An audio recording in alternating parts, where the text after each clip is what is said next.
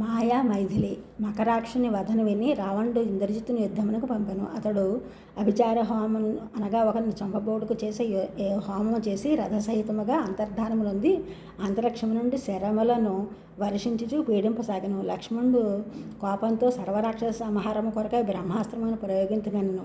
రాముడు ఒకని కొరకు రాక్షసులందరినీ సంహరించడం సబబు కాదు. యుద్ధము చేయకున్నవాడు, ప్రాంజలేనివాడు, శరణాగతుడు, మానుడు, మత్తుడు వదార్హులు కారు. కావున ఇతరస్త్రములతో వారిని సంహరింపము అనెను. రాముడు చెప్పిన నియమము యుద్ధము ప్రకటింపగా బ్రహ్మాస్త్రాదులతో సమరము జరుగుతున్నప్పుడు పాటింపదగిన ధర్మే. కానీ క్రూర మృగముల వంటి హంతకులు, బంతిపోటు దొంగలు మొదలగు వారి విషయమును పాటింపదగినది కాదు. ఎప్పుడు ఎట్లు వీలైనచో అట్లు సంహరింపవచ్చుటయే ధర్మము. ఈ ధర్మమును కర్ణుతో ప్రసంగించినప్పుడు రాముడే స్వయముగా తెలుపును.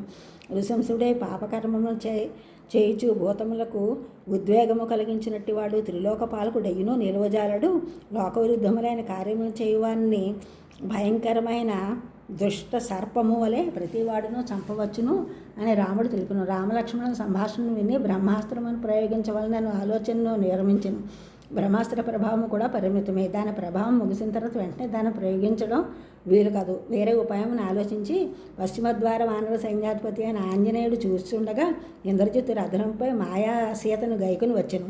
దీనురాలే విలపించున్నామని చూచి ఆంజనేయుడు దుఃఖితుడే, వీడు ఆమెను ఏం చేయదలుచున్నాడో అనే ఉద్వేగముగా వాడిపైకి సైన్య సమేతుడిగా పరిగెత్తెను.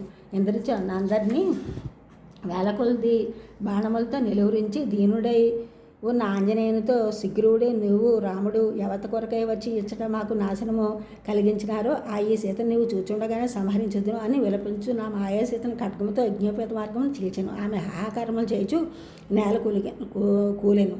ఆంజనేయుడు నిర్వీణుడైన వానరులు హాహాకర్మలతో ఆక్రోశించారు. ఆంజనేయుడు దుఃఖించుచు రాముని వద్దకు వచ్చి పాదములపై పడి ఇంద్రజిత్తు చేసిన విషయమును తెలిపెను. రాముడు మూర్ఛనందను. అందరూ శైత్యోపచారములు చేసేది.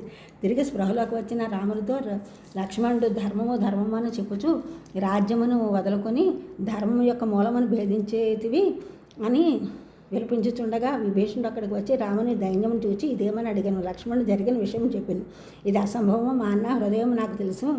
ఎట్టి పరిస్థితుల్లో సీతను సంహరించుటకు అంగీకరించడు. ఇదంతా ఇంద్రజిత్తు ఒక మాయ అని తెలిపి వాడు ఇప్పుడు నికుంభలయందు హోమం చేయుటకు పూనుకున్నాడు. అది కనుక పరిసమాప్తమైంచి వాడు అజేయుడగును. కనుక తక్షణం హోమమును భగ్నపరచవలను. లక్ష్మణుడు నాతో పంపము. అతడు హోమమును భంగపరిచి వాడిని ఇంద్రజిత్తును సంహరింపగలడు అని తెలుపును. ఈ ఛానల్ చూస్తున్నందుకు కూడా సబ్స్క్రైబ్ చేయండి.